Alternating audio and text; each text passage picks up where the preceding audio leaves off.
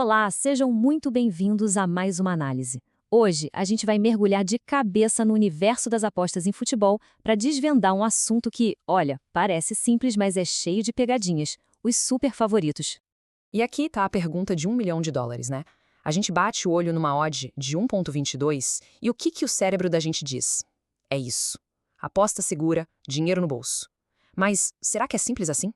A tentação é gigante, claro, mas o perigo de só olhar por cima, esse pode ser maior ainda. Pois é, a análise de quem entende do assunto vai muito, mas muito além da odd que está na tela. E para provar isso, vamos dar uma olhada em 3 casos reais super interessantes: Galatasaray, Napoli e Sporting. A gente vai descobrir os detalhes que se escondem por trás dos números e que, acredite, podem virar a nossa percepção de um jogo de cabeça para baixo. Vamos começar nossa viagem pela Turquia com o Galatasaray. Se a gente olhar só o papel, o time parece uma máquina simplesmente imbatível. Mas como a gente vai ver, até na perfeição existem umas rachaduras. O cenário é esse, ó. Galatasaray com 100% de aproveitamento, um golzinho sofrido só, e as odds, claro, refletem esse domínio todo. É a definição perfeita de favoritismo. Mas é exatamente aqui que a nossa análise mais profunda começa a entrar em campo. E aqui está o pulo do gato. A análise que a gente usou como base aponta um padrão de comportamento perigosíssimo. Depois que o Galatasaray faz um gol, o time tende a dar aquela relaxada, sabe? Tira o pé, eles não vão pra cima buscar o segundo com a mesma fome. E é justamente nessa hora, nessa tranquilidade, que mora o perigo. Agora, olha esse número aqui, 1,4. Ele mostra exatamente por que esse relaxamento é tão perigoso. O adversário, o Konyaspor, precisa de só 1,4 finalizações no alvo para balançar a rede. Pensa só, é uma eficiência absurda, quase cirúrgica. Ou seja, qualquer chancezinha que o Galatasaray der pode ser fatal e mudar a história do jogo. Então, a primeira grande lição é bem clara. É fundamental entender como o time se comporta em campo, principalmente depois de abrir o placar. Essa dinâmica pode mostrar riscos que as estatísticas frias de pré-jogo simplesmente não conseguem pegar. Bom, se o primeiro caso foi sobre o comportamento de um time só, o segundo, lá na Itália, é sobre o duelo entre dois estilos. Vamos ver agora um verdadeiro choque de estratégias. De um lado, a gente tem o Napoli, uma verdadeira máquina ofensiva, uma força da natureza. É um time de elite da Itália que está acostumado a amassar os adversários com um ataque super poderoso. E do outro lado, o Pisa, um time que acabou de subir de divisão. Eles são o nosso objeto imóvel. Um time que vem com a fama de ter uma defesa muito, mas muito bem montada e difícil de quebrar. Aqui o duelo fica muito nítido. Não é só um time forte contra um time fraco. Não.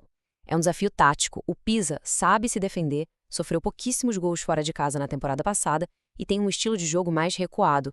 Pro Napoli, esse não é um jogo qualquer, é um quebra-cabeça específico para resolver. E para a gente entender o que isso quer dizer na prática, é só olhar o jogo do Napoli contra o Cagliari, outro time que se fecha bem lá atrás. As odds do Napoli estavam lá embaixo, a superioridade era óbvia, mas o gol só foi sair aos 95 minutos de jogo. Tinha tudo para acabar no 0-0. O ponto principal aqui é o seguinte: entender esse choque de estilos ajuda a gente a prever não só se o favorito vai marcar, mas quando e com que dificuldade. Uma defesa organizada pode frustrar um ataque poderoso por muito, muito tempo. Isso muda completamente a dinâmica de quem está assistindo e apostando. Vamos agora para o nosso último exemplo, em Portugal. Esse aqui foca em fatores que muitas vezes nem aparecem nas estatísticas básicas, mas que têm um impacto gigantesco de verdade no resultado de um jogo. 40%. Guarda esse número. De acordo com a análise, é isso. 40% da força ofensiva do Sporting, sumiu. Foi embora com a saída do seu atacante estrela, o Gyökeres. É uma perda brutal, um rombo no ataque do time campeão. E para dar ainda mais peso a esse fator X, a análise lembra que, no ano anterior, o Gyökeres, sozinho, fez 3 gols contra esse mesmo adversário, o Moreirense. A ausência dele não é só um número, é um fato que sobrecarrega os outros jogadores e muda totalmente o jeito do time jogar. Então, olha que contraste interessante que a gente tem. De um lado, o Sporting, campeão, favoritíssimo, mas sem a sua principal arma. Do outro, o Moreirense voando, com a confiança lá em cima e um contra-ataque que funciona muito bem. O jogo, na realidade, é bem mais equilibrado do que aquela odd de 1,20 faz parecer. A lição aqui é que a análise de qualidade é fundamental. Ela é uma camada extra em cima dos números puros. Fatores como lesões, transferências ou até o momento de confiança de um time são esses fatores X que podem decidir um jogo e que muitas vezes as planilhas nem chegam perto de capturar. Certo. Depois de passar por esses 3 casos, o que a gente tira de tudo isso? Vamos pegar essas lições e transformar numa ferramenta prática, um tipo de manual novo para a gente olhar para esses jogos. Então, vamos resumir tudo num checklist de 3 passos simples para uma análise mais afiada. Primeiro, observe os padrões de comportamento. Segundo, avalie o duelo tático, o choque de estilos. E terceiro, vá caçar os fatores X, aquilo que não está óbvio nos números.